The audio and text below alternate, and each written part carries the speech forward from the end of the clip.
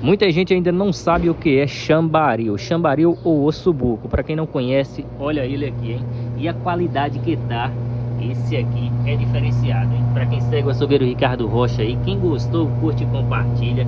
Deixa eu mostrar para vocês como que tá ficando também a montagem aí das outras bandejas do balcão, hein? E daqui a pouco a gente faz também a montagem da gancheira. Mas o chambaril, para quem tinha curiosidade de saber, olha ele aqui, hein? Chambaril é o músculo cortado aí com a parte de osso. E isso aqui que deixa ele mais saboroso, hein? Essa parte do tutano, para quem conhece, quem é açougueiro sabe o que é o tutano. Fica bom demais para fazer aquela carne de panela, hein? E olha só, tem também aqui a bisteca paulista. Quem não conhece a bisteca paulista, quem já conhece aí, deixa nos comentários se gosta dela ou não. Mas o chambaril é um corte especial, hein? E essa bandeja aqui ficou luxo demais, hein? Bora pra cima, segue o açougueiro Ricardo Rocha. Daqui a pouquinho eu volto com mais pra vocês, hein?